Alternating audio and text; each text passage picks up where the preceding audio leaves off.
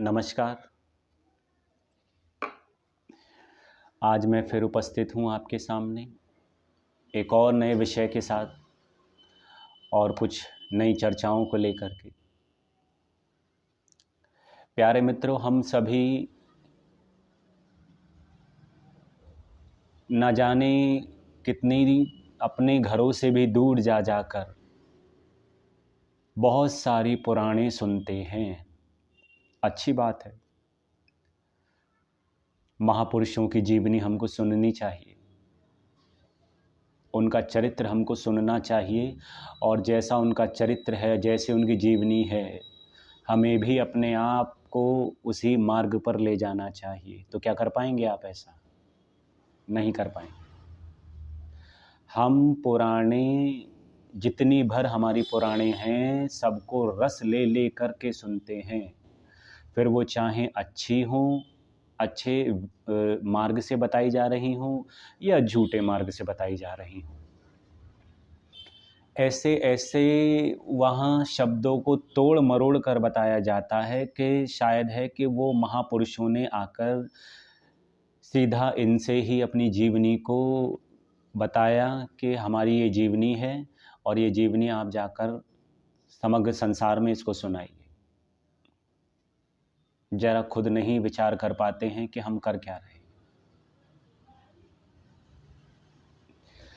यदि सारे ही ज्ञानी हो जाएंगे, सभी ज्ञानी बन जाएंगे, तो मेरा ज्ञान सुनने के लिए कौन आएगा? कौन सुनेगा मेरा ज्ञान? सभी ज्ञानी पुरुष हो जाएंगे। यहाँ पुरुषों से मेरा मतलब मनुष्य से है, कोई जेंडर से नहीं है मेरा मतलब। पुरुष से मतलब मेरा मनुष्य से है।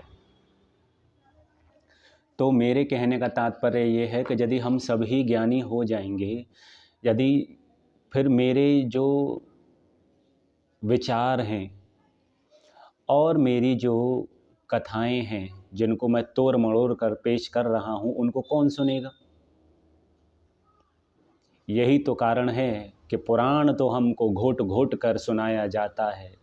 झूठ के उस चाशनी में उन शब्दों को डुबो डुबो कर ऐसे सुनाया जाता है जैसे कि ये ही भगवान से मिल कर के आए और भगवान ने सीधा इनको आकर के बोला है कि हमारी जीवनी को ऐसे सुनाइए। क्या मूर्खतापूर्ण बात है। कभी खुद स्वयं विचार नहीं करते। सनातन धर्म में तो स्वयं ये कहा गया है, हमारे ऋषि मुनियों ने कहा है, तर्क कीजिए, यदि तर्क पर उत्तर प्राप्त हो तो मानिए, यदि उत्तर प्राप्त ना हो तो मानने की कोई आवश्यकता नहीं।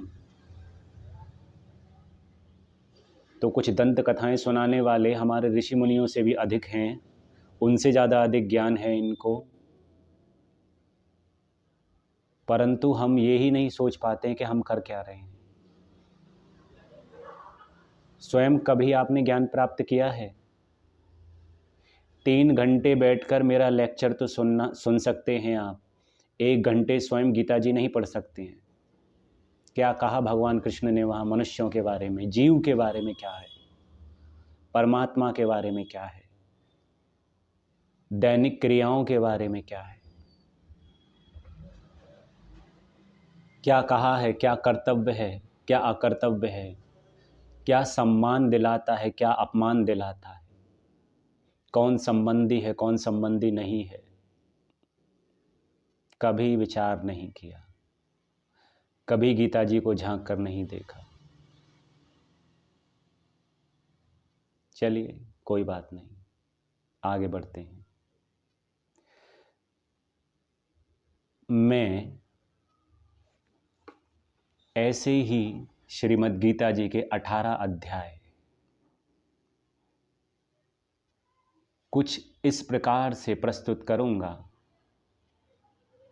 कि जो 2 मिनट में मैगी चाहते हैं, आज का जो युवा है उसको आपकी 3-3 घंटे सुनने, लेक्चर जो हमारे 3-3 घंटे के होते हैं उनको सुनने की आदत नहीं है।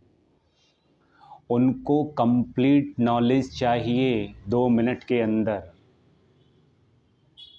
अच्छी बात है, बहुत सारे लोग हैं हमारे पुराणों को सुनाने वाले, पर गीता जी की और वेदों की चर्चा करने में पता नहीं क्यों गुरेज करते हैं, इस चीज़ का लेकर के क्यों कतराते हैं इन सब चीज़ों से। मैं बताता हूँ, क्योंकि गीता जी के अंदर कूट कूट कर योगेश्वर श्री कृष्ण ने वो ज्ञान दिया है कि कोई भी गुरु अपने शिष्य को नहीं दे पाएगा। 100 में से 99 कलाएं वो अपने शिष्य को अवश्य देगा, पर एक कला अपने पास स्वयं रखेगा। क्यों? यदि वो कला भी उसने उसको सिखा दी या उसकी जानकारी उसको दे दी तो वो उस गुरु के बराबर ही आ जाएगा। और क्या आप विचार करके स्वयं देखिए कि हमारे दैनिक जीवन में यदि मेरा कोई कलीग है या मेरा कोई जूनियर है और मैं किसी कंपनी का जीएम हूँ, मेरे प्रमोशन करने से वो डीजीएम बन जाए तो मुझे ये अच्छा नहीं लगेगा।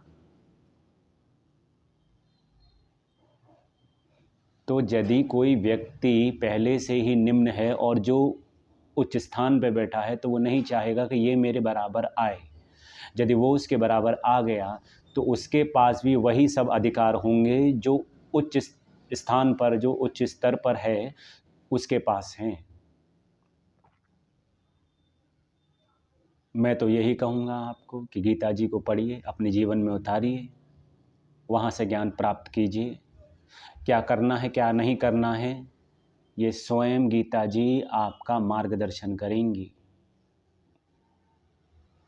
हमको कहा जाता है कि मोह माया से अलग हो, लेकिन स्वयं मोह माया में पड़े रहते हैं।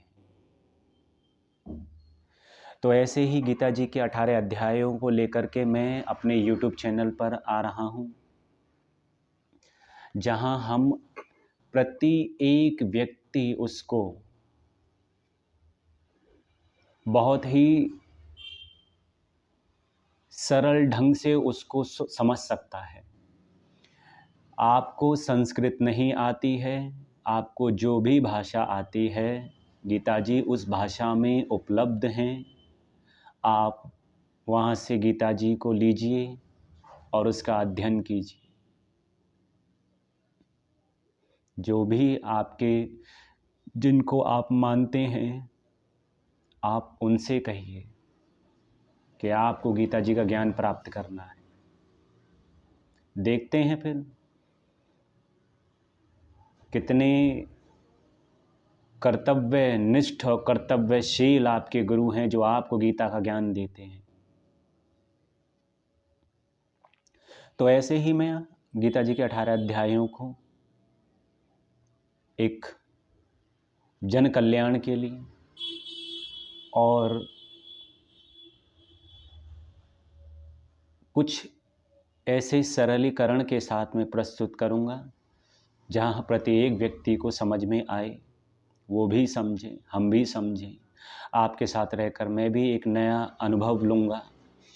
तो जैसे गीता जी के अंदर हमारे बहुत सारे अध्याय हैं,